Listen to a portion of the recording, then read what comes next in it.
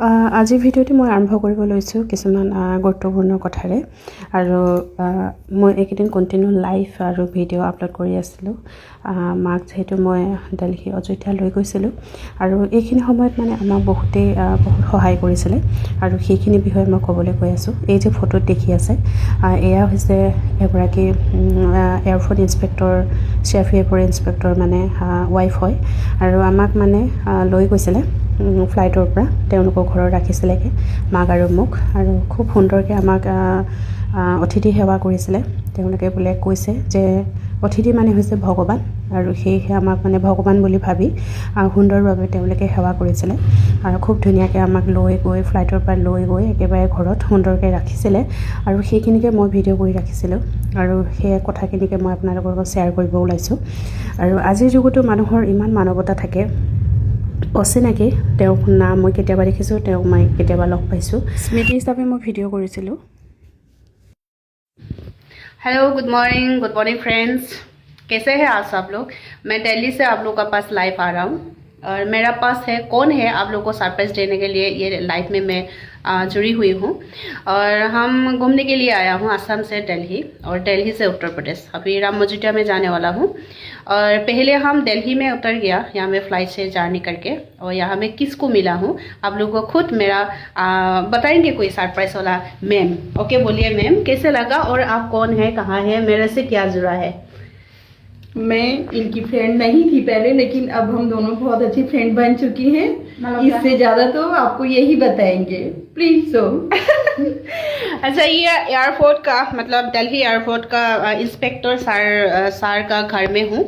और घर दिखाऊंगी मैं बाद में, लेकिन मैम है सर का मैम है। तो पहले हम सर से जान पहचान हुआ थी, आसामीज से बोलो क्योंकि आसामीज फ्रेंड्स भी देखेंगे। तो प्रथम माने आमार साৰৰ লগত जान पहचान হৈছিলে মানে চিনাকি হৈছিলে। তেখেত চণ্ডীগড়ত আছিলে, চণ্ডীগড় এয়াৰপৰ্টত সাব ইন্সপেক্টৰ হৈ আছিলে হয় না। তো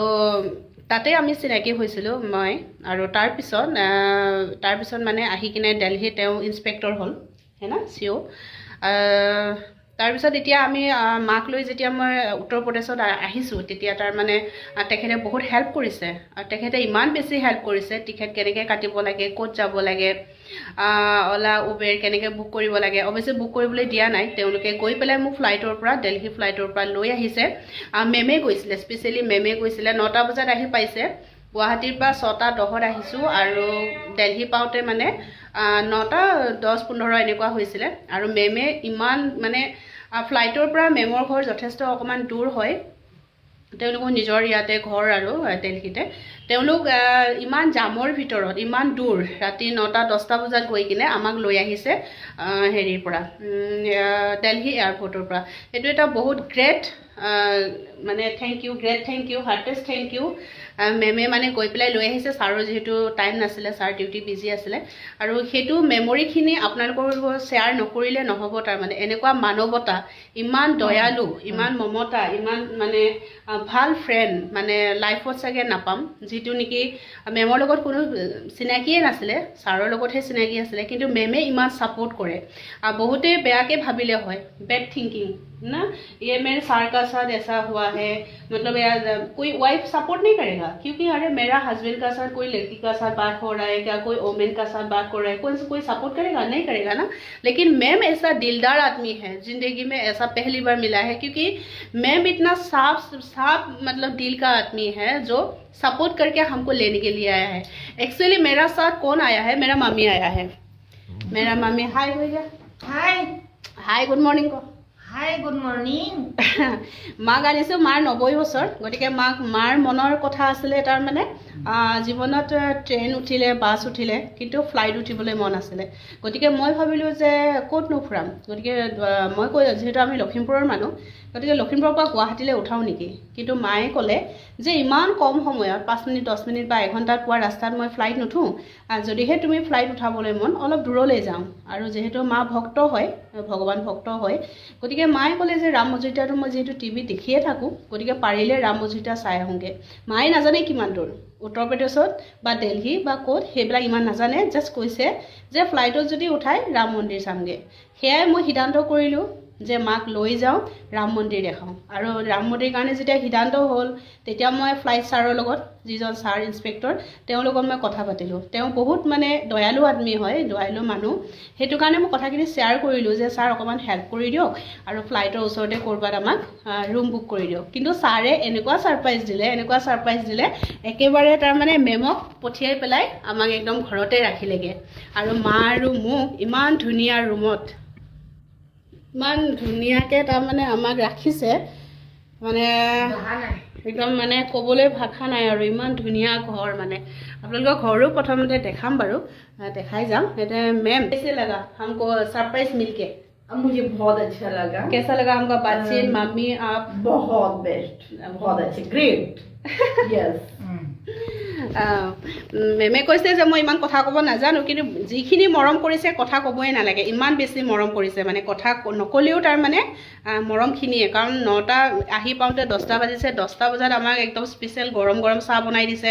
তাৰপিছতে ৰুটি পুৰিৰ পৰা ধৰি যি খায় আৰু ভাত চাত চব ৰেডি কৰি দিছে কমেও 12টামান বাজিলে এইখিনি গোটেই ৰেডি চেডি কৰাৰ পিছত আকৌ ৰাতিপুৱা আমাক 6টা 6:30 বজাত যেতিয়াই মানে আমি উঠোঁ তেতিয়াই ফোন কৰি দিব কৈছিলে কিন্তু 7টামান বজাত মেমে নিজে ফোন কৰিলে আৰু লগে লগে আহি কিনে গৰম পানী দিছে গৰম পানী কৰি দিছে মাৰ কাৰণে মোৰ কাৰণে গা ধুবলৈ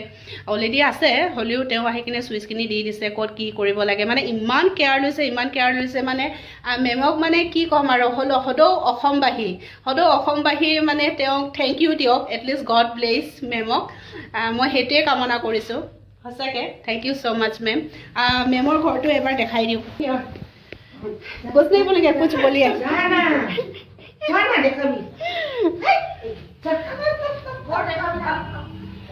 এইটো মেমৰ একদম ধুনীয়া ঘৰ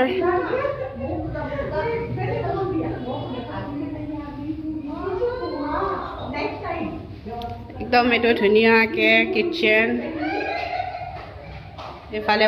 বাহিৰ যাব পাৰে ধুনীয়া ইমান ডাঙৰ ঘৰ আৰু তাতে আমাক আনি কিনে কোনো ৰুম ল'ব নালাগে কোনো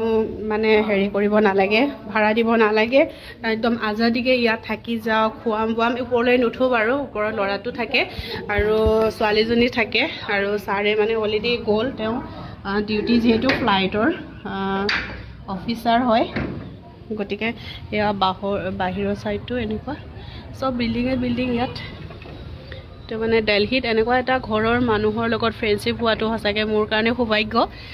খুব বেছি ভাল লাগিলে মই বেছি বাৰু এতিয়া নামি যাওঁতে দেখাম চবটো লোকেশ্যন দেখাই যাম কিন্তু সঁচাকৈ মানে বহুত বেছি ভাল লাগিলে সেয়া মেমৰিখিনি মই আপোনাক শ্বেয়াৰ কৰিলোঁ আৰু তেওঁলোকক বিদায় জনাম এতিয়া আৰু বিদায় জনাই মোৰ ইয়াতে মামাৰ ল'ৰা থাকে অক্ষয়ধামত থাকে মামা ল'ৰা গতিকে মামাৰ ল'ৰাই আমাক নিবলৈ আহিব অলপ পিছত গতিকে এইখন ঘৰৰ পৰা আমি বিদায় লৈ অক্ষয়ধামলৈ যাম মামাৰ ল'ৰাৰ ঘৰলৈ গতিকে তাৰপিছত কালিলৈ আমি অযোধ্যা যাম অযোধ্যালৈ যোৱা সময়ত আপোনালোকৰ আশীৰ্বাদ মৰম বিচাৰিলোঁ থেংক ইউ ছ' মাছ আৰু thank you ma'am thank you Assam में कभी आ जाएगा थैंक यू सच में आपको अच्छा लगा हमको बहुत अच्छा लगा बिल्कुल बहुत अच्छा लगा थैंक यू शॉर्टकट बोला था आपने तो इतनी लॉन्ग बना दी आंटी अब उत्तराखंड जाएंगे तो मैं बोलूंगी ये चुप रहेगी मैं अपनी लैंग्वेज में बोलूंगी फिर आपको समझ में भी नहीं आएगा कुछ अच्छा मैं यहाँ में आई तो आप नहीं बोला है उत्तराखंड में जाएगा तो आप कुछ बोलेंगे मुझे उत्तराखंड में भी बुला रहा है मेम का क्या उत्तराखंड आपका क्या है मेरा घर मेम का घर है उत्तराखंड स्वीट पैलेस अच्छा तो मैम ने मुझे बुलाया है वहाँ में आ जाओ और मैं भी बुलाया हूँ असम में आ जाइए तो हम लोग का फ्रेंडशिप कितना साल रहेंगे जन्म लाइफ टाइम अच्छा आप गाना एक गाइए आप भक्त है मैम बहुत भक्त है अभी गाना एक गाइए थोड़ा सा आप गाइए अभी क्या गाऊं मैं थोड़ा सा कुछ भी भक्ति की तुमसे दूर रह के दिल जाना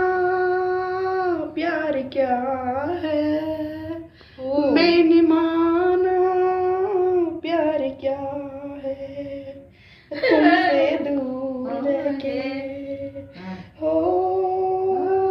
तुमसे दूर रह के वाह वाह वाह वाह वाह वाह कैसे हाथ ताली मारो, हाथ ताली एकदम तालियां। सच में मजा मजा। Okay, thank you.